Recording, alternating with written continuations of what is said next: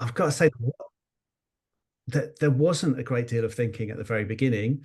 I co-founded Scriberia about 15 years ago with a guy called Chris Wilson, and really at the time, it was just that there seemed to be a bit of demand for two guys with a bag of pens and a roll of paper to go to various conferences and workshops and listen to conversations and visualize what was being discussed. So we were probably as naive as anyone else, really, in terms of sort of what the power of this way of working could be. We just kind of dived in, got stuck in, and then sort of gradually over the years, it kind of dawned on us. Well, not over the years, but really quite quickly, it dawned on us that working visually and listening to conversations, turning them into pictures, kind of arranging people's thoughts in less of a linear way, more of a spatial way, coming up with metaphors for ideas and things like that, was having really quite a big effect on the groups that we were working with. And yeah, we kind of sat up and took notice and thought, well, actually, there's plenty of potential in this. We'd be at events where there would be people in tears because their department had been listened to for the first time and turned into pictures. We had sort of CEOs kind of using our kind of mad scribbles to communicate their 5-year plans. So we were like, okay, right, we're definitely onto something here. Uh, so we grew the team and we sort of grew more and more applications for our work. So it wasn't just going to workshops and conferences and things like that, but it was building an animation team so that we could sort of tell stories that way, and working with clients on a slightly more long-term basis to develop infographics and things like that. So the team grew and the things that we offered grew, but at the heart of it was always the kind of the power of pictures and trying to make content more engaging for people. So actually, my background was slightly more academic than creative to begin with, albeit I studied history of art and I was working at Tate Modern in the sort of curatorial team there. So it was still pictures, but I wasn't actually drawing. I was doing more writing. But drawing was always something that I'd been pretty confident in and would happily use as a bit of a communication tool anyway. So when the opportunity came up to sort of do this sort of work alongside the other work that I was doing, I was really happy to do it. And then when I met with Chris, it was just a good combination of skills. So he'd been working in the gaming industry, having to come up with new concepts for games on a kind of weekly basis in a different visual style. And so he was just a kind of illustration machine, basically. So different background to me, but could just draw whatever you wanted in whatever style, and it was a phenomenal talent. But I think what we both had in common was we both treated drawing as a tool, and we weren't really very precious about it. So me, because I'd never had any aspirations to be an illustrator, Chris, because he was just such a versatile guy and could work in so many different ways. Neither of us had that kind of slightly sort of like, okay, this is my style and this is what I've studied, and so this is the way that I want to do things. We were just really happy to get out there and just draw pictures for people. And I think that really helped us kind of build a company quite quickly, because we would just chuck ourselves into all kinds of situations and do that.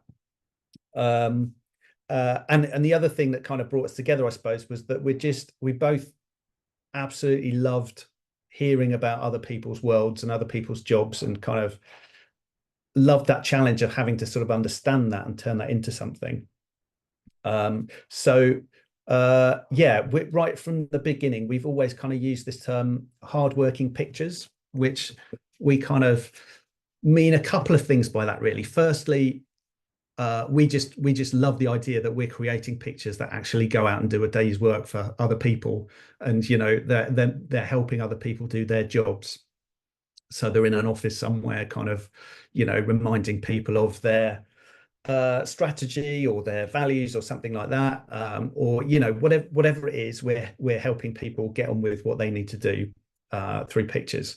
But also, when we talk about hardworking pictures, we talk about how the picture itself is somehow more than the sum of its parts. So the picture itself is working hard, because what we always really want to do is communicate in the simplest way we can, but with the maximum impact. In fact, there's a graphic designer who created lots of stuff in the Second World War and after, called Abram Games, who did these. You would recognize a lot of his work, I'm sure, kind of really sort of classic sort of Second World War posters, communicating really important stuff to people. But his motto was maximum meaning, minimum means. So we kind of latched onto that. That's kind of what we want to do as well. So get as much meaning into that picture as possible, but kind of without any kind of extraneous detail that doesn't really need to be there and that might distract people. So that's always been a sort of key philosophy of ours. And I suppose the other thing that's kind of related to that, we quite often talk about how we create art that works, not works of art. So similar kind of thing, really. We kind of, I suppose, given that where I was, and I was an art historian, I was working at Tate Modern, it's kind of it shows that I've kind of bounced to a completely different sort of way of thinking about pictures. But yeah, pictures that actually, have a function and do a job for people gives me a huge amount of satisfaction. So that's kind of what is the motivating force behind Scriberia, really. So yeah, this is just our guys doing their thing. So they're working live. We've got some little animation clips. We get to do some lovely animation projects, all types of client. And that's how an animation starts out, just scribbles on the wall there. That's our team storyboarding. Yeah, and we get to do some really quite complex stuff. So this is working with the Ministry of Justice, figuring out their sort of plan for how they're going to use data going forward. So that would be a kind of quite a long-term project, working with them to kind of figure out how all that fits together. But at the end of that, hopefully, they've got a really nice, clean piece of communication that they can take out to a huge number of people, that they can tell a nice story around. And that's something else that we kind of we've noticed. Everybody loves to be told a story, especially if it involves pictures. So a big part of the work, as well as actually producing the picture, is working with teams to make sure that they're comfortable with the picture and they know what story they're going to tell around the picture, because it's much better if they kind of take that ownership over it and they're really happy to talk people through it. So yeah, I mean, that kind of, I guess, kind of covers a lot of the scope of the work that we currently do. And yeah, we do a lot of work in government, in education, and in the corporate world as well. But actually, a lot of it is sort of in the public sector. So yeah, that's kind of a little whistle-stop tour of Scriberia. That's fantastic. Thank you, Dan. And we've got comments saying it's absolutely gorgeous, which it is. And I'm really excited. We're going to see some more examples, some case studies in a bit. But I think we're going to do exercise 1 now, aren't we? Is that right? Yes. Yes. Brilliant. I've just got a few little insights. Oh, please. From kind of, so I suppose when I started out, not really knowing, that pictures were as useful and as powerful as they can be for people. I suppose I'll just whiz through these really quickly, but these, I suppose, are kind of things that have occurred to me over the years that I did not know when I started Scriberia. So firstly, and this is, I guess, something that I'm going to sort of be encouraging you guys to do a bit today, is that, normally we're kind of documenting our knowledge, our information in quite a linear way in a page of text. But once you sort of break it up and you arrange information in different ways, in a non-linear way, you get ideas that wouldn't have met before that are suddenly kind of rubbing together, and they can create wonderful new things, and just a completely different way of thinking about stuff that you felt like you were very familiar with. Drawing is an amazing thinking tool. It's so every time you draw anything, you are prioritizing, because you're looking at a vast array of information, and you're having to decide, okay, which parts of this do I think are most important? So it's always a great prioritization tool. And we always say that drawing over the years for Scriberia has actually been our best advisor as well as our tool. So that's why me and Chris are giving that pencil a little cuddle in the middle there, because he's been so good to us over the years. Kind of, we always say, if in doubt, draw it out. And if we struggle to draw it, then we think, oh, maybe it wasn't such a great idea. Or, if it's a bit complicated, then we try and make that drawing more simple. And then the idea becomes stronger because of it. So yeah, drawing's a great tool. A bad drawing is good if it communicates an idea. So we like it if our clients scribble something, because even if they're not artists, even if they haven't got a lot of confidence drawing, if it helps us understand what they're talking about, then it's a great drawing. And if you Google kind of Alexander Graham Bell's sketches for the first telephone, or Charles Darwin's first little doodle of the tree of life, they're not great drawings, but they carry the weight of incredible important ideas. So it's not all about being an artist. Simplicity takes conscious effort, complexity doesn't. So yeah, I always kind of think it's a bit like being a gardener, really, to kind of keep on top of things and keep things looking good and healthy. You've got to kind of work at it, and if you don't, things just naturally become more and more complex. So keeping things simple is an effort. I think this is pretty well proven, actually, that for a lot of people, pictures help them retain information. So they kind of form a bit of an anchor point in your brain. And sometimes when we scribe at a conference or something like that, people at the end of the day will say, I can't believe you've captured everything. And it's like, well, obviously we haven't. We've captured about 10% of what's been said, if that. But if we've captured the right things and people are looking at it, it kind of triggers their memory of all the other things that were said around that main point. So it's a really useful way of just kind of anchoring some sort of key concepts in people's minds, and then they actually fill in the gaps and do the rest. Okay, there's no such thing as unsexy subject matter. That's what we have to tell our team, because they'll come out of art college or whatever, and then we'll say, okay, you're going to visualize the UK tax system today, or you're going to visualize hydrogen storage or something like that. They have to get geeky about it. They have to start, they can't do a good job unless they get on top of it and get enthusiastic about it, whatever it might be. So yeah, that's just part of the job, a bit like being a journalist, I guess. If an artwork is too polished, it shuts down the conversation. So we found that if we kind of proudly presented something that we thought was a really gorgeous piece of artwork, quite often, if there was a couple of little things that a client wanted to change about it, they'd feel really awkward about telling us, because they're like, oh, but you've done all that work and I'm not quite sure it's right. So we try and keep things really loose and sketchy and informal. And we actually find that just allows a bit of an openness, and it allows people to feel more comfortable to say, oh yeah, but it could be this, or you could move that over there. And they don't feel so awkward about it because it's not polished. Okay, a designer said this one that I've stolen. A cliche is a bankrupt idea that needs reinvestment. So we for a while, we banned the drawing of light bulbs at Scriberia, because we were like, oh God, every time anyone talks about ideas or innovation, you just see light bulbs everywhere. It got so boring. But then actually, what we realized was there's nothing wrong with using a light bulb, but it's about making it more specific to the context in which it's being used. So is it just a light bulb, or is it a light bulb that you can turn into a hot air balloon light bulb? Or is it a light bulb that, if you're talking about innovations in marine biology, is it a light bulb that you can turn into a fish?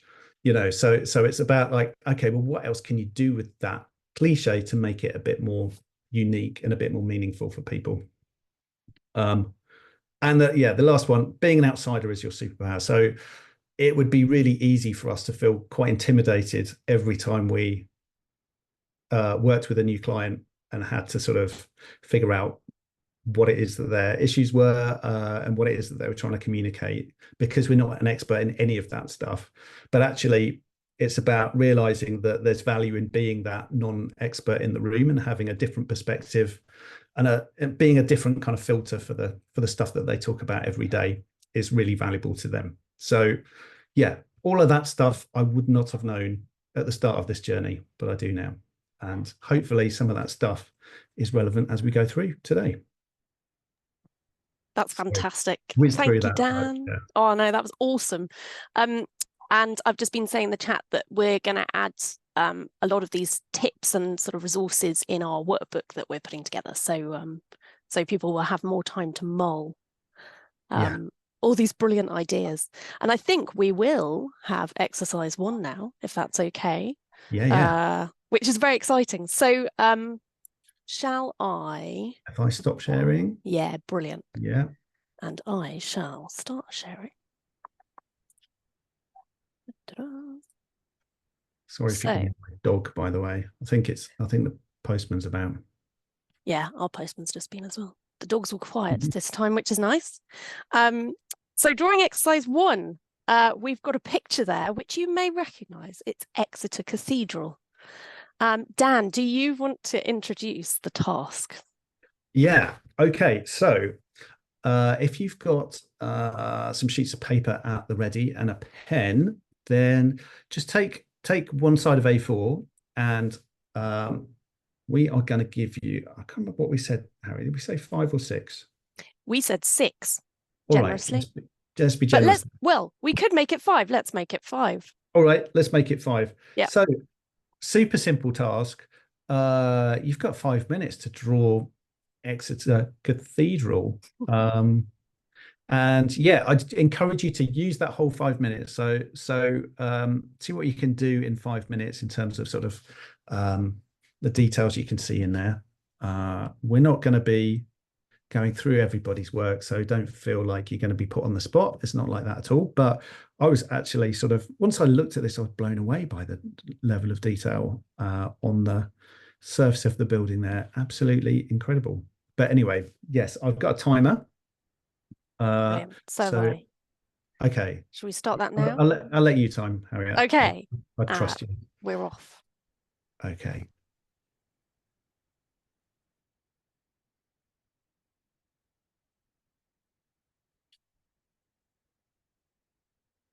We should probably have some music.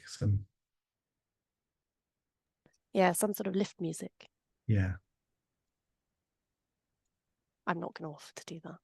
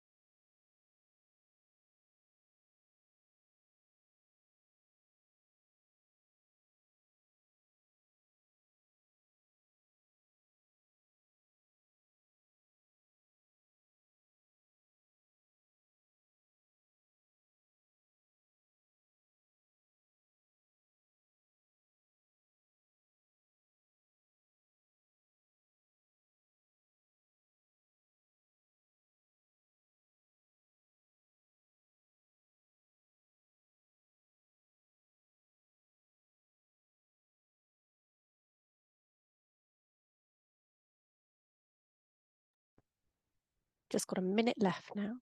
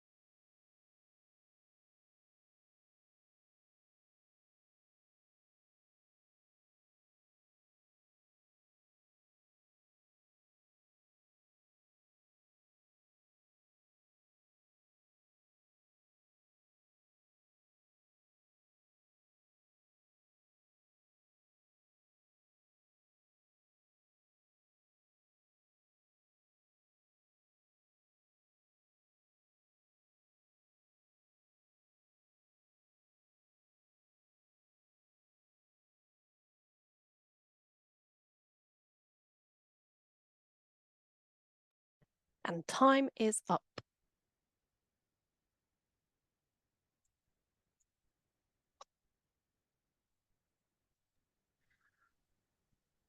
Okay, everyone. Hope that wasn't too stressful.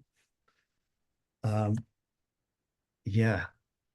Did anybody manage to? Did anybody particularly chuffed with what they managed to achieve in those 5 minutes? I was surprised how little I managed, because 5 minutes feels like a long time. Yeah. And then suddenly it goes. Yeah. Well, I've got potentially some bad news for you, Harriet. We're going to do that. We're going to do that exercise again, but we're going to reduce the time now. So we're going to, I don't know. I'm feeling really mean. I'm going to say 2 minutes. Should we do 2 minutes this time? Let's do it. Let's draw the cathedral again, and this time we'll only take 2 minutes over it. Okay, go. Oh. Move the cathedral back, please. Thank you. Sorry. Here we go. We have a. Yeah, that would be it. We have a. Okay, I'll restart the clock. Here we go. Right, go. Can you see it okay?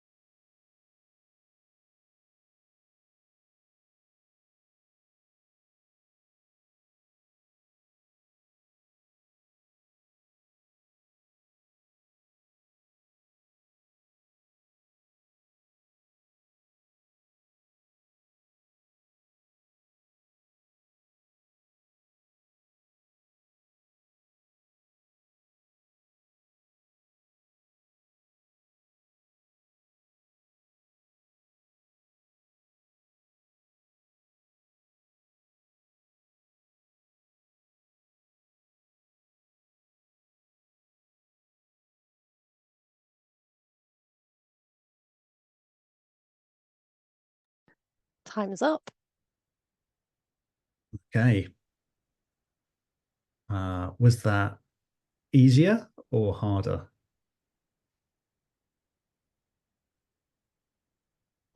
I actually found it easier. Yeah. Yeah. Sarah, sorry. I think having a map from the first go round made it a bit easier. So Yeah. you'd had that familiarity to find some anchors that you could start with. I did the opposite and tried the don't look at the page and don't take your pen off. And so it's a right old scrawly mess, but it's quite satisfying because there were things that I was noticing because I was spending more time looking at the photos than I was at the page. So different details, even though you wouldn't know that in the scrawl. Yeah, yeah, that's ambitious. You added a whole new level of challenge there. Yeah. Okay, so a few people are saying that was tougher. I suppose, yeah, the question is, like, did you treat it as the same challenge, but with less time to do to achieve the same result, or did you kind of change your aspirations for that drawing?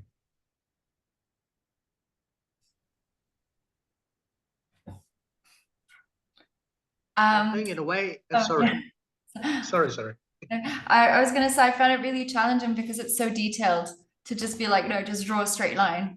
Yeah. It was really mentally difficult. Just like, don't put the detail, don't put the shapes, just get the cathedral down. Yeah. Sorry, Carrier, what did you think? Yes, for me it's more challenging, but I think it puts different emphasis on the drawing because it forces me to focus more on the outlines rather than in details. So it's a different drawing, less aesthetically pleasing maybe, but I think it's more satisfying because of the time constraint really changes the way we look at the picture. And we've had a couple of comments saying it was harder because I knew I had to prioritize certain aspects and simplify the drawing. Mm. And someone else said, I think both, because I started wanting to do the same, but in less time, and then realized I couldn't, so I had to change the process. And then second time around made me think I should simplify my approach. Yeah. Harriet, could we maybe get the picture up one more time? Absolutely. No. Oh, bear with me. Right. There we go. Okay. So for the people that thought 5 minutes was short and then 2 minutes was scarily short, we're going to have a third go at this drawing now. And we're going to do it in 30 seconds. Okay. Let's see how that goes. Okay. Let's get 30 seconds on the clock. Starting now.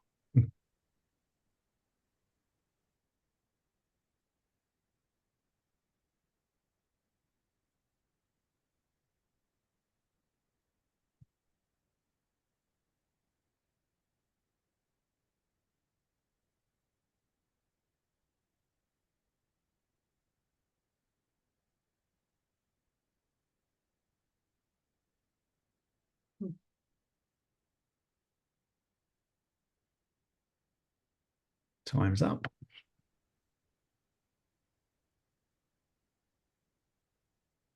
All right. How's that? That feels like a different thing altogether. Yeah. Okay.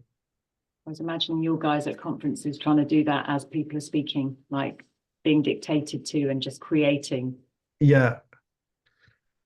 But you have to, I mean, people kind of, as I said before, people think that you're going to draw at the same speed that people speak, and that is just completely impossible. So you do have to think of a really smart way of summing something up in a way that everybody else in the room is going to understand, but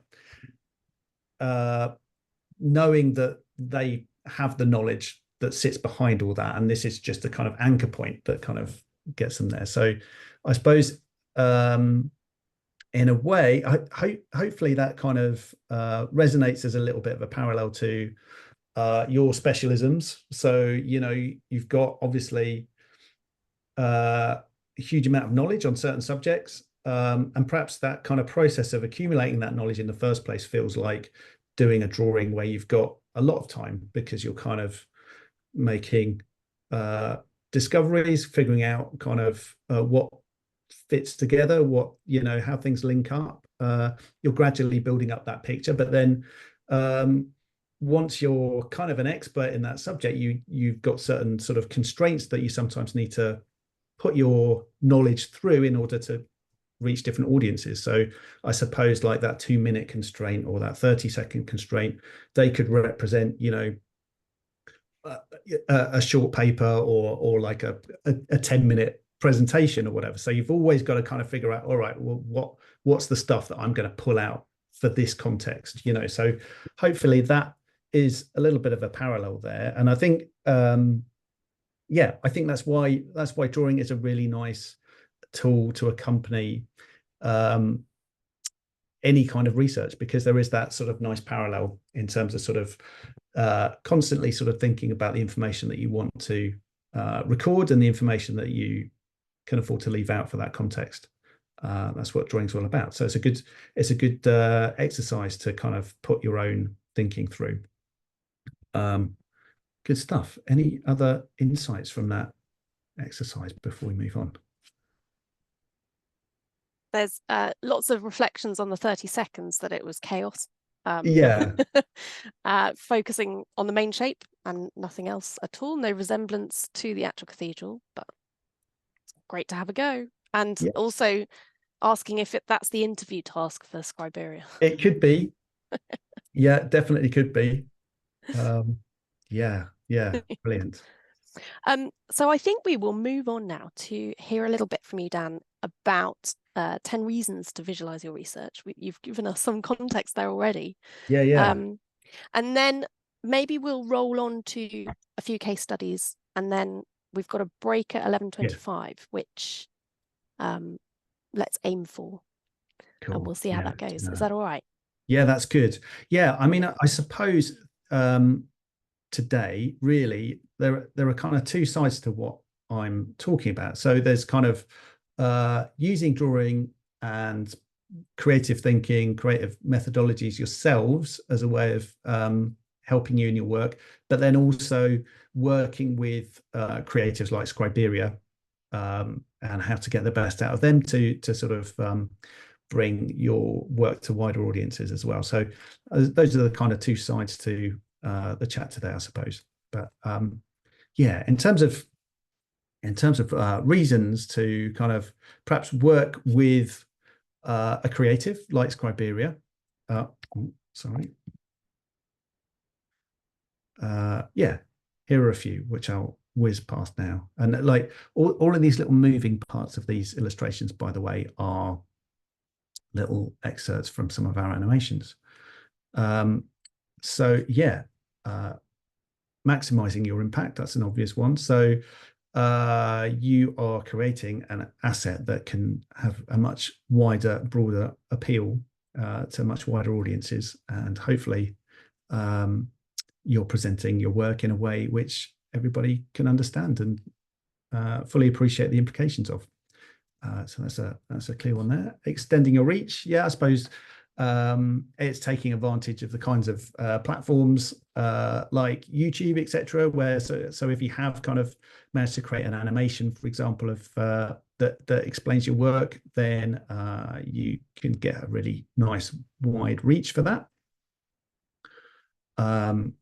Making ideas stick. So I touched on this before, just the kind of the power of pictures, the power of visuals to kind of help people retain information. So yeah, I mean, I guess I mentioned cliches before as well. As long as you're doing something that's kind of memorable and kind of a unique sort of take on it, then I think people are gonna remember it. Appealing to investors. So this is something we've done with projects that have got maybe a sort of more commercial application. So we've kind of explained the benefits of that project, and then that's provided a really nice visual asset for them to sort of go out and look for investment. Exploiting your assets. So this is, I suppose, getting back to what I said about hardworking pictures, in the sense that we always want people to get absolute maximum value out of everything we do and really kind of squeeze all the juice out of it. So, for example, if we create an animation for somebody, then all of those visual assets that are created in the process of making that animation, they're also available to kind of put into reports, to put into PowerPoint presentations, all of that sort of stuff. So we really try and make sure that people squeeze maximum value out of what we do. Yeah, supporting your publication. So you might have a publication coming out, and an infographic or an animation is a great way of kind of giving people that little bit of a teaser, that little summary of what that publication's all about. You might also be doing that in a kind of conference setting. So a great way to kind of kick off a conference paper would be to give that sort of high level overview in a really visually engaging way. Sorry, I can't read that one because. Okay, yes, making abstract concepts more tangible. So this is a massive value of working with illustration and animation. The amount of stuff that we have to illustrate or animate that can't actually be seen by the human eye. So, but you know, you can use pictures to turn it into something that makes it much more tangible for people. So whether that is, you know, emotions, thoughts, abstract concepts, things that happen on a microscopic level, all of that kind of stuff, you can just bring it to the foreground. You can highlight it for people, and that's super valuable. Be inclusive. So yeah, you've got full control over how you kind of tell your story. So obviously you can tell it in a way which is representing a very sort of positive world, full of diversity. Not quite sure how that how that little animation describes that, but anyway, sharing your progress. So obviously it's just a great way of kind of getting an update on your research to other people out in the same field as you that are scattered all over the globe. And then, yeah, I guess this touches on the other side of the benefits of working visually, which is it's a benefit for your own process and your own thinking. So when you work with a creative team, it forces you to sort of think about your work in a different way. And actually you might go away from that process, not just with a great visual asset, but also with some new ways of thinking about and talking about the work that you do. Okay, so I'm not sure that was 10, it was roughly 10, but anyway, there's my top 10. Can I just ask a quick question, Dan? Yeah.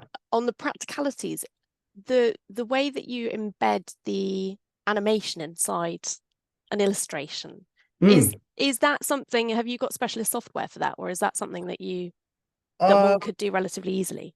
Yeah, actually, I mean, it's not something we do a lot of. It's just but it's a nice little thing to pop in a presentation like that. Yeah, it's basically, well, it basically is an animation. It's got a static image laid over the top with a hole in it, so you can see the animation playing underneath, and then we basically save them out as GIFs so that they just loop. Nice. Oh, that's excellent. Thank you.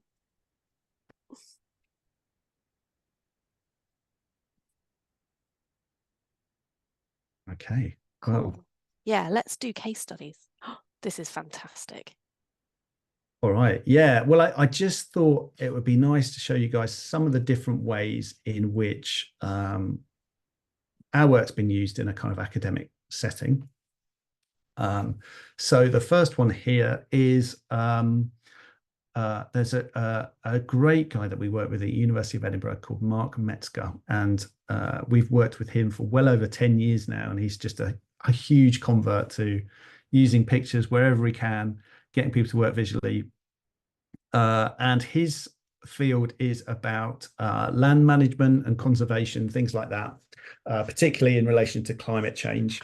And yeah, so one of the things he does, which you can kind of see running along the bottom of that slide there, is we've worked with him to develop some sort of board games, essentially, which create these sort of scenarios, so like weather events and things like that, that then people have to kind of figure out how they're going to react to, or how they're going to prepare for. So they've been super successful for him, just as a way of people kind of, I suppose, yeah, just playing out different scenarios and getting conversations going about that. The other work that we've done with him extensively is just create hundreds of these little images that you see on the right hand side there, which just represent all kinds of little concepts around land use and community, things like that. And basically, well, the way that he describes it is, as a researcher, quite often as an academic, he would have to go, I don't know, let's say to the Highlands of Scotland to talk to a hill farmer about land use.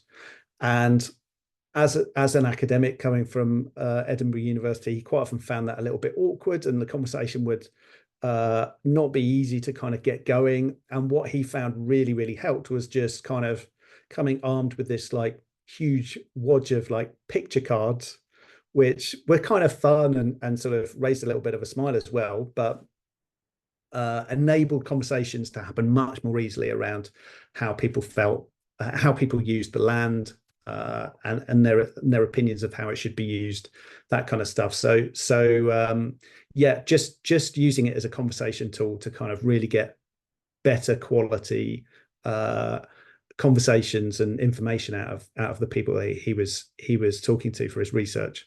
So yeah, just I suppose that kind of really just shows the power of pictures to sort of facilitate conversation and kind of bridge those gaps between academics and the people that they are interested in talking to. So that's from Edinburgh. I'll move on to the next one. I think the next one's fairly straightforward, really. So this is kind of a classic kind of chuck us in a room, we'll draw what people are talking about. But it's so this was a researcher at De Montfort who had some funding to bring people together from housing associations, councils, kind of patient groups, things like that, to talk about problems with housing and its connection to sort of health issues. So yeah, had a day in order to do that, had some funding, and just getting us in there to kind of listen to that conversation and capture it just allowed them to have a really great output that was really shareable, really nice summary at the end of the day, which yeah, just stood as a really good record of that conversation. So kind of very simple use of Scriberia there. Didn't take up a huge amount of our time, but yeah, just a lovely output. This was a big project, on the other hand. So this was with University of Plymouth and Exeter. So Blue Communities, it's basically all about communities in Southeast Asia and their relationship to the sea. So conservation, fishing, all that kind of stuff. They had, I suppose what was interesting about this is just the number of stakeholders and the variety of stakeholders that they needed to communicate 4 years of research to. So they would be talking to people in the Foreign Office, but then also they would be talking to fishermen in Indonesia, and they wanted them all to be able to kind of understand the concepts of this work. So this essentially was a kind of big suite of infographics that kind of summarized all that research. It's probably a little bit tiny at the bottom there, but they were kind of translated into various languages there. And we also created an animation based on the main infographic, which was also translated into a number of languages. But yeah, it really did that job of being able to kind of bridge some really, really wide audiences there. And yeah, the little infographics are also quite sort of shareable on social. They're kind of designed to be sort of tweeted, etc. So yeah, that kind of research can really get spread far and wide. Can I chip in with a couple of questions, Dan? Yeah, of course. Yeah. So one of the questions is on the previous example, the health and housing sort of infographic. Is that the live drawing, or do you tidy it up afterwards? That was all done live. So yeah, and then we'll just take a photo of it, and then we've got somebody who just kind of tidies that up in Photoshop and turns it into something that's a little bit more sort of presentation ready. But yeah, that's essentially the live drawing that you'll see there. I mean, sometimes clients will come back with kind of small tweaks, you know, we might have got an acronym wrong or whatever, which is quite easily done.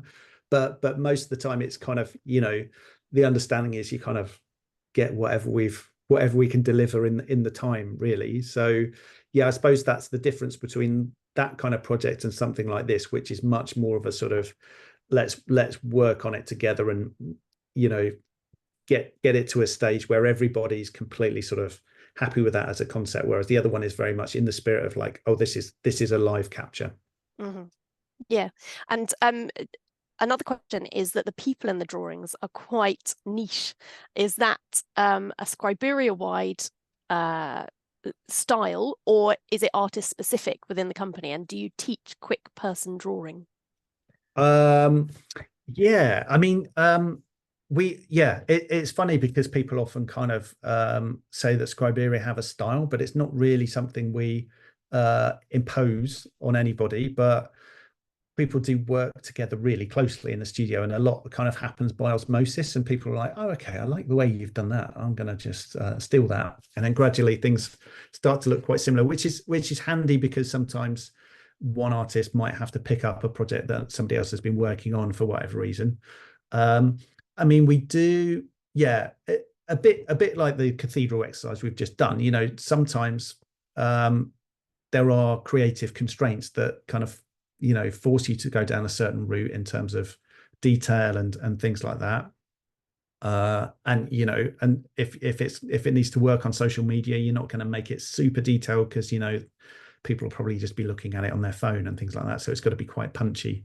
So yeah, I mean, we think about all these things, but and then we did a lot of work on what it means to be an illustrator that represents diversity effectively, because that's a big question for us, particularly when we're also trying to drive towards simplicity a lot of the time, because there's a sort of instinct then to sort of generalize things in order to make them simple, and then you run the risk of not representing people. So there's a kind of interesting balance that we need to strike there. So we've done quite a lot of work on that too.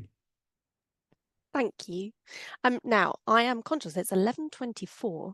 We've got a break scheduled for 11:25. What I suggest is, if you're happy, Dan, that we carry on talking through case studies for another 6 minutes. If people want to go and have a break, they can come back for 11:30 when we'll start the second exercise. And just to remind everyone, this is being recorded, so all of this information and, you know, Dan's reflections are going to be available to see in a couple of weeks. So if people want to step away and have a break, they can do that now. But if you're happy, Dan, if you're happy to plow on, let's crack on with more examples. Yeah, sure. Okay. So this one we did with a professor at University of Oxford that was dementia expert, and I don't know if it's worth just playing a little bit of this animation. It's got quite a good famous voiceover as well.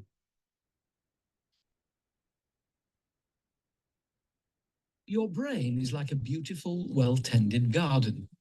Behind the scenes, specific cells known as microglia carefully clear up waste like dutiful gardeners, enabling your thought processes, feelings, and memories to flourish.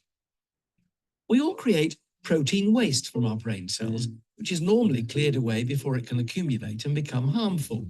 But people with Alzheimer's disease produce more than usual, which builds up inside and outside of cells, sticking together to form toxic tangles. This protein waste prevents nerve cells from communicating information properly, so things get muddled and lost. This isn't an inevitable part of getting older, it's caused by the disease. Faced with their garden in disarray, the cells that usually tidy up can get confused. They become overzealous, causing more harm than good to nerve cells which the brain can't recover from. So a drug that supported these gardening microglia to continue nurturing and removing efficiently, without pruning away too much, could have huge benefits for people with the disease. At the Alzheimer's Research UK Oxford Drug Discovery Institute, that's exactly what we're working hard to achieve. As one of 3 groundbreaking institutes founded by the charity to speed up the discovery of effective treatments, we unite experts from the University of Oxford and other leading academic institutions, as well as industrial partners. With 1 in 3 people born in the UK this year likely to develop Alzheimer's or another dementia in their lifetime, and no drugs yet available to treat the underlying causes, our research offers hope for everyone.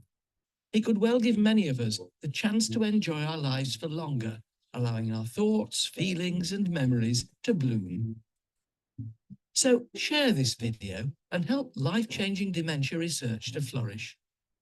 For more fascinating science, visit our website, subscribe to our channel, and like us on social media.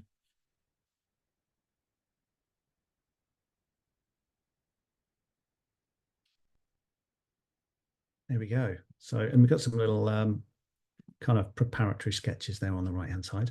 But yeah, I mean, that I suppose shows, I mean, we're in quite a privileged position really, in that we're not sort of limited to showing things as they scientifically are typically described, but we can kind of have a bit of fun with it and find a metaphor and really sort of go big on that kind of storytelling aspect in order to kind of bring it to a wider audience. So hopefully that did that. So Hazel Hall Roberts, who was the expert we were working with, said, yeah, creating it was such a rewarding experience, very easy way to spread your work broadly and widely to a new audience. In my experience, it's been so much easier to do that than any other single public engagement activity I could ever think of. So yeah, and it was great fun to work on as well. And we got Alan Titchmarsh to do the voiceover, which was good. That's phenomenal. We've got some lovely comments as well. That's a beautiful animation and it's really clear narrative, beautiful color palette, and yeah, really nicely designed. Thank you. Yeah, and you know, I think what Hazel's comments kind of, you know, show how much she enjoyed that process too. Just thinking about her, you know, the research that she's doing on a day-to-day basis, but having to think about that in a completely new way was really beneficial for her too, I think. So we've just got another minute or 2. Okay, all right, super quick then. Here's one from University of Kent that I know quite well because the client was my wife. So yeah, this was her so her PhD on prosecuting domestic abuse, and I suppose, and she didn't have an awful lot of funding, but she wanted to do something that kind of summarized her research. And actually, I suppose I've just included this because it showed that actually there's still loads we can do if the budget is quite limited. We did create an animation, create an animation, but there isn't, and I can share the link to that. I won't do it now because we haven't got time, but there isn't a lot of movement in it, but that doesn't matter because we kind of just focused on some really thoughtful, quite emotive illustrations. And then we had a voiceover, and actually, you know, that was more than enough to keep the eye and the brain of the viewer busy as we went through that animation. So it wasn't a super expensive process. And yeah, it just shows you can do quite a lot, even on a small budget. Open University have obviously sort of always been at the forefront of kind of communicating to wider audiences. So these are just some research projects that they asked us to summarize in a kind of social media friendly way a couple of years ago. So they got those out on Twitter, etc. And then finally, a project that Harriet knows quite well, because we worked with her on this, Nature on Prescription. I don't know if you have any thoughts on this. Oh, so many thoughts. It was fantastic. We worked with Donatella Esposito, who is part of the Scriberia artists team, and what was phenomenal was quite how quickly the whole project team engaged with what was quite a complex project, and we wanted to produce this infographic that you can see here in sketch form.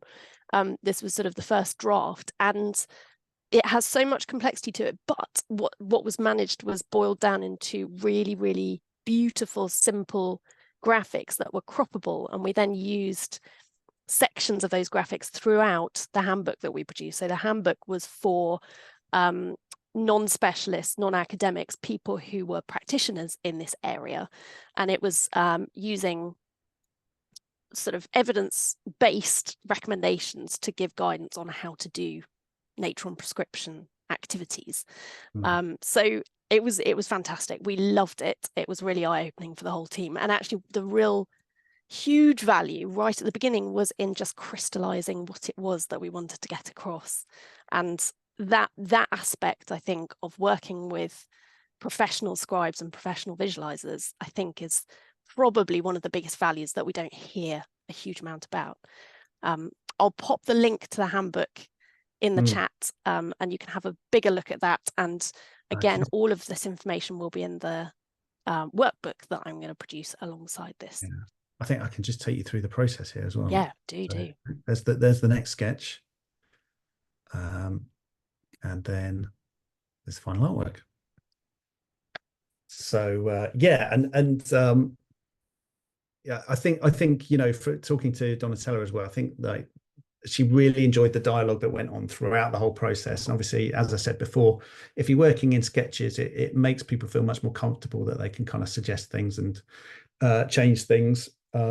Yeah, Donnie also said, you know, she was going for symmetry in the layout, so she was taking a lot of inspiration from nature as well, and just trying to create something that was very joyous and organic, which I think she did really nicely. She absolutely did. It was phenomenal. There were little touches like there's a section that says relationship with nature, sort of in the center and slightly to the right, and it shows two people, one with a dragonfly on her finger, and it's just touches like that which Donatella brought in. We didn't ask for that, but we asked for sort of natural feels to it, and it's just beautiful, and we love so many different aspects of it that she brought her personality and sort of wider understandings to it, and it made it such a rich piece of work.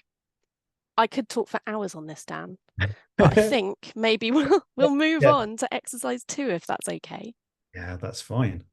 Okay. All right. So hopefully people are ready for a bit more creative activity. Okay. This is interesting. So, so I've talked a little bit about kind of using metaphors, sometimes quite surprising metaphors, as a way of describing particular sort of fields of knowledge. Sometimes it's really tough to kind of settle on the perfect metaphor. And then sometimes, bizarrely, if you're given a really limited choice, you can find a metaphor that kind of works. I mean, it might not be the one that you continue using forever, but it does potentially give you another way of thinking about what it is that you're doing. So we've got some simple sort of icons there, simple drawings. What I want you to do is pick one of those and then think about your own work and pick one of those that can be a metaphor in some way for the work that you do. And just see if you can explore it and make it work. And yeah, we're gonna give about 5 minutes to this one, aren't we, Harriet? About 5 minutes. We are, yeah.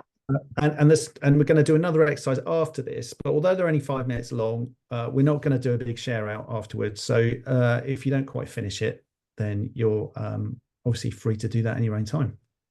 But yeah, give it a go. Pick one of those random pictures and see if you can make it work as a metaphor for what you do.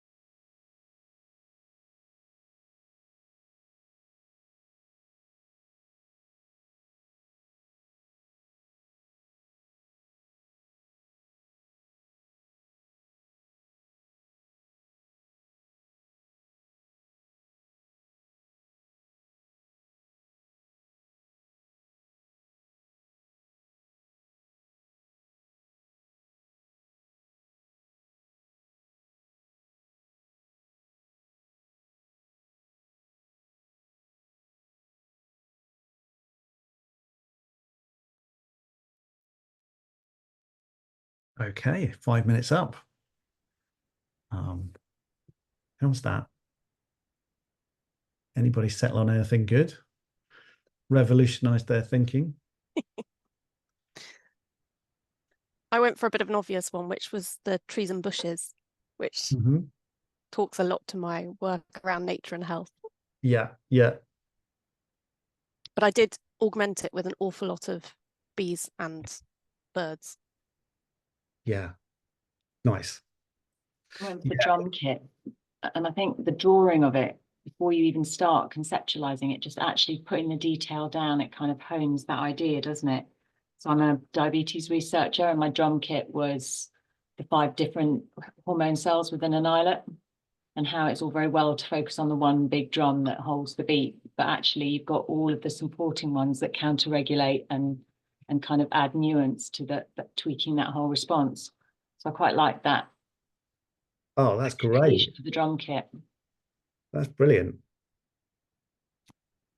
Yeah.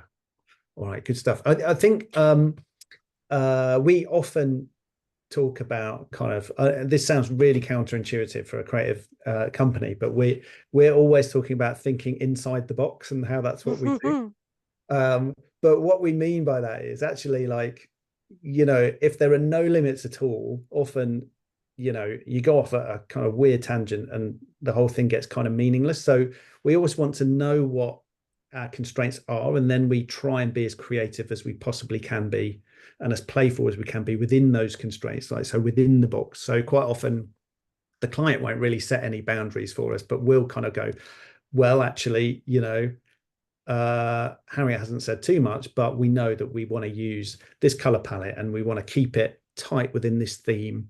And, you know, we're not going to stray outside of that, because if we do, we might sort of lose our audience. So instinctively, the audience, the viewer, kind of understands the rules that you're playing within, and then actually kind of appreciates the playfulness within that even more. A bit like the little dragonfly on the finger. It's like, oh, okay, you know, that's completely within that kind of lovely sort of theme of nature. Haven't had to kind of dive outside of that to find that picture. You know, it sort of sits within that, but I kind of wouldn't have thought of doing that. So yeah, it's kind of those. And also I think creative constraints are really useful for almost everybody when they're trying to be creative, because what's a bit scary is that kind of fear of the kind of blank canvas and all that sort of stuff.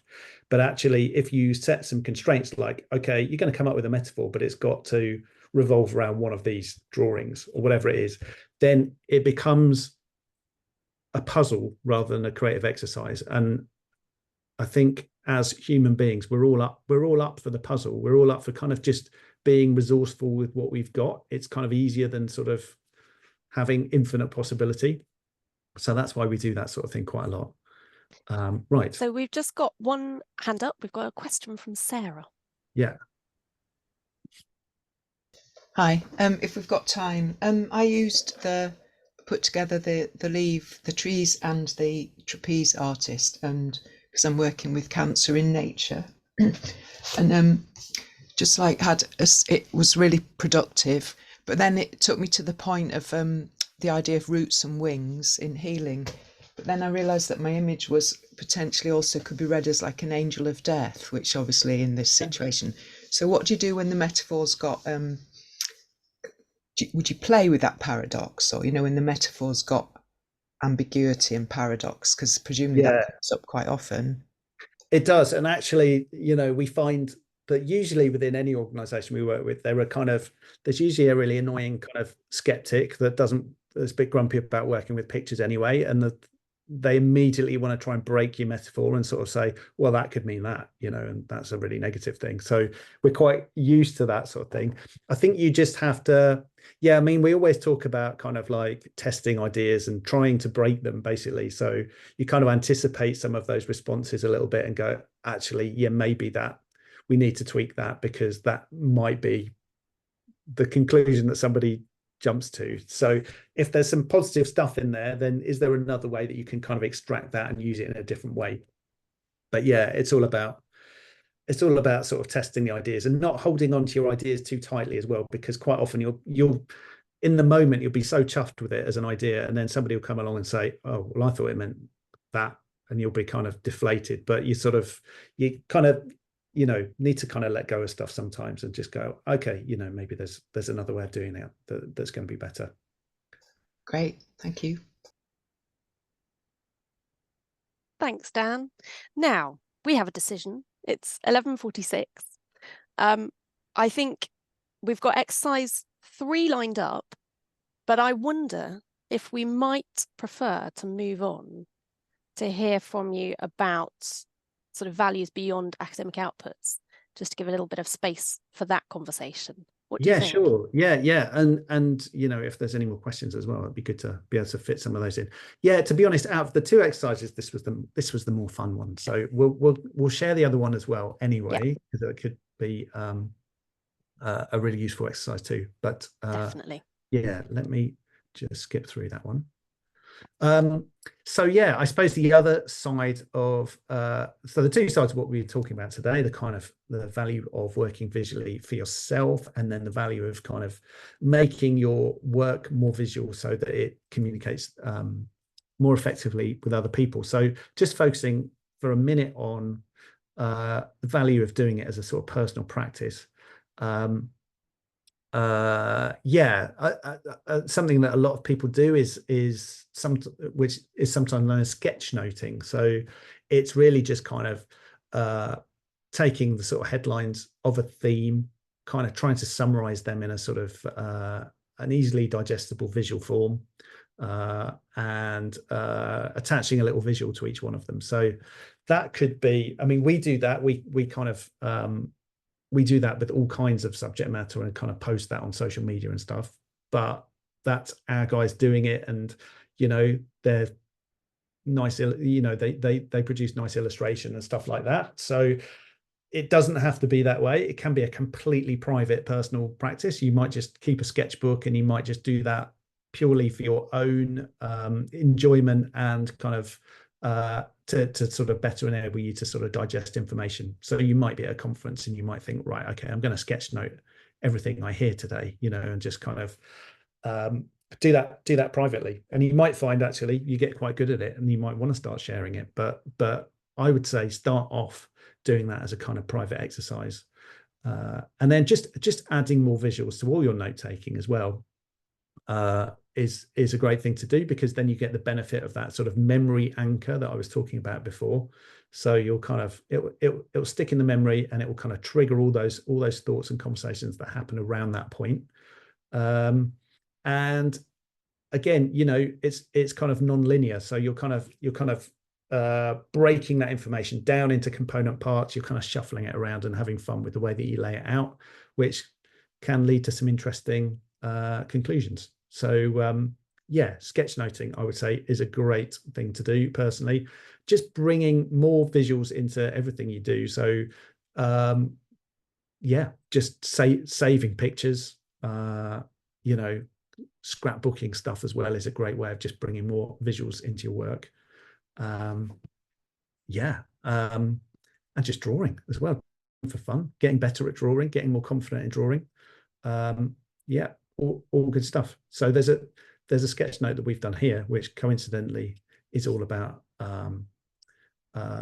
academic research and real world impact. But that's just there as an example really of just a nice, neat visual summary of a few kind of salient points. So I would definitely recommend grabbing a sketchbook and starting that as a little practice. I would also say, if you're thinking of doing more visual stuff, don't go to some posh art shop and just go, right, I'm going to buy a really expensive sketchbook and some really lovely pens, and then I'm going to get cracking, because it's like, that's the kiss of death really. It's sort of, then you kind of don't want to spoil your lovely sketchbook. So I would go with quite cheap materials and not be precious about it. Someone's commented that it's for academics could be a bit like cross training. It's a good way to flex your brain in different ways. That's a really good way of thinking about it. Yeah, and there's lots of kind of little creative exercises that you could do to start the day, just as a kind of little bit of creative hit training. Yeah, I love that idea. Maybe I should do that. I could be like the Joe Wicks of creative workouts. Nice. Yeah. Okay. Watch this space. Brilliant. So yeah, just I suppose it's thinking about it as personal practice. You under no pressure whatsoever to share it with anyone else, but you're still getting all those benefits of working more visually. So that's that. Shall I move on, Harriet? Yes, if you're happy to. Yeah. Okay. And then, yeah, just finally, just some thoughts about working with creatives like Scriberia, just from our experience. So it's always great if we get a call sort of towards the start of a project rather than right at the end of the project, where people are like, oh my God, I've got to find some kind of way of making this, bringing this to life to a wider audience. And I've got, 40 pounds left. What can I do? That's not the ideal scenario, although I did say, yeah, we can always pretty much find some way of working. With most budgets, it's just about kind of tailoring what we do a little bit. But yeah, it's great if we're factored in at the start when people are kind of thinking about funding and all that sort of stuff. It's great if we're part of that plan. So yeah, don't panic if you're working with a creative and you're like, oh, this isn't quite working yet, because it's an iterative process, and like we don't really expect to sort of just hit it on the head first go. It's quite rare that we do that. It's much more of a sort of organic thing and trying things out and testing ideas. And the sketching part of the process is quite cheap and quick for us, so we really don't mind just kind of having another bash at something and talking about it until we get it right. Always good if you've already thought about kind of the ways that you might talk about your work to bring it to life to people. So, thinking about like, well, what happens if a member of your extended family asks you about your work and they know absolutely nothing about your field? Like, how do you start to sort of break it down for them? That kind of thinking is always really useful for us. What kind of metaphors do you tend to turn to when you're talking about your work? Because that stuff can really come in handy and help us to sort of bring that content to life. Don't be afraid to share your own doodles. So yeah, that's always great. And like I said at the start, even the worst drawing is a great drawing if it helps people understand something better. So yeah, definitely don't be afraid to share. Yeah, assume that the creative knows nothing about your subject. So we actually ran into a bit of trouble with this when we were doing some of our early projects with scientists at Oxford University. We've got a member of our team who is a great illustrator, but he's also very interested in science, and kind of did a lot of homework before he was going to kind of meet people. So he would go, go and talk to an academic about their research with a view to us making an animation of it. So he'd go with our scriptwriter, and he'd immediately start to kind of talk about it as if he knew all about it, and then that kind of pitched the conversation at too high a level. And then our scriptwriter was like, "Wait, hold on, I don't understand any of this." So it's always better if we completely start from scratch and utilize our kind of ignorance as a strength.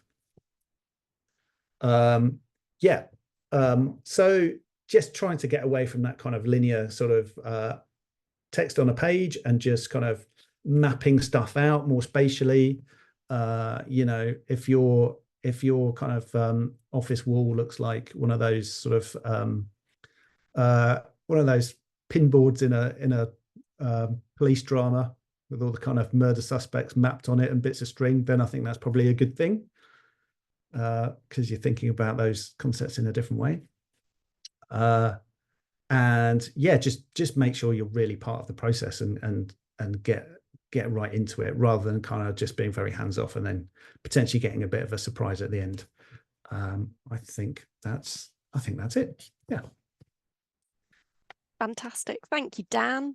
No problems. That's it's epic, and I think we could go on for another hour at least, quite happily. Yeah. But sadly, we're going to have to wrap up. So I'm just looking, we've got a question here. How do you transfer your sketches into electronic versions to use for presentations, etc.? Well, it varies really. I think sometimes those sketches are actually electronic in the first place. They're just kind of, so people have, I've got my tablet here. So, you know, we actually just kind of, even because we're so wedded to the idea that we want to give people sketches, we're actually like drawing it electronically, but we're drawing it with you know, a kind of Photoshop brush or whatever that looks like an old pencil, so that it doesn't kind of look too polished. So sometimes they are electronic. If they're not, if they're done on the wall, and like in our studio, you can draw on every surface pretty much. We'll snap a photo and then bring it into a program like Photoshop or Illustrator and just kind of essentially sort of build on top of it so that it's digital. Fantastic. Thank you. Are there any other questions before we wrap up? We've got a couple of minutes. Hi, yes. Jessica. Can I? Yes.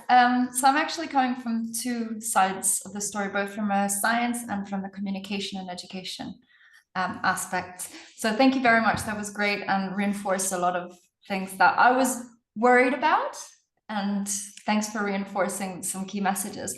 But one of my main ones actually is on the other end of the scale, is how do you ensure that you still communicate credibility and accuracy, especially on certain topics that in the past may have seemed a little bit more fringe or niche, and you're trying to convey the messages through artwork and through drawings and through imagery, but trying to still maintain credibility? Yeah, that's a tough one. I mean, we're very I mean, we always kind of think of it as a kind of act of co-creation, really, which is why I sort of said, you know, make sure that you stay part of that process, because we're often very reliant on the expert telling us when we've kind of strayed too far away from what's credible and accurate. So we kind of like relying on some guardrails from the client to a certain extent. And I think they're often not, they're not completely standalone anyway. So it's about kind of, you know, how can these act as the sort of a kind of visual to represent the kind of the detail that sits underneath. So I think sometimes, you know, if you're kind of giving people access to both, so it's not like you're only relying on that drawing to kind of impart that information, but it's like, okay, this is to kind of represent the concept and to kind of get you to remember it, but actually, you know, if you really want the detail, you know, that sits somewhere else. So you kind of don't put all that pressure on the illustration. Yeah, make sure that they know that there's somewhere else that they can go to get the sort of the you know, the science. Does that make sense? So it's a kind of, it's a balance, I guess. Yeah, I see. So almost like not necessarily a reference, but signposting to maybe somewhere within the artwork of where this is based and where people can go on, just to add the two factor. Yeah, exactly. Thanks. I've just launched a poll, everyone. So 2 quick tasks if you have time and energy. One is whether you would be interested in another workshop down the line, an in-person workshop with Dan, to explore a lot of these themes and, you know, questions, interesting bits in more detail. So if you can complete the poll and just yes or no, there's no commitment, you know, no pressure, it's just to get an idea. And I'll put that around an email as well. I've also in the chat put a link to feedback, which as a condition of the funding, I need to gather. So if you're able to spend 2 minutes just to fill in the feedback form, that would be amazing. I've also linked to a couple of things that Dan and Chris have produced. One is a Domestica course, which was done a few years ago, but is very, very current still. It was done in lockdown. Actually. Lockdown, there we go. But yeah, I don't know if you'll notice that Chris and I literally hadn't physically been in the same room as each other for a year before we filmed that. So, but it's hugely discounted at the moment. I think it's like 10% of the original cost. So You're not going to the Bahamas anytime soon, Dan, but it's a great bargain if you're interested in online courses.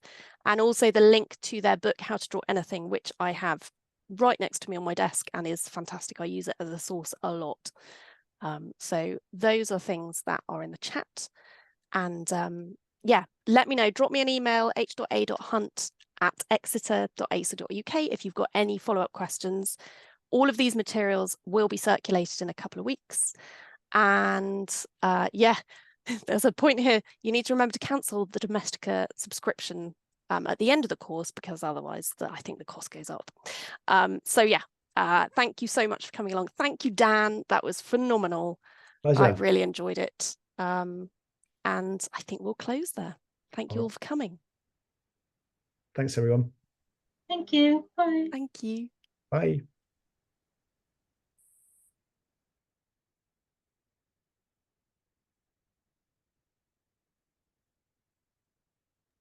That was really brilliant. Thank you. Oh, pleasure. Thanks for coming. Thanks so much for coming.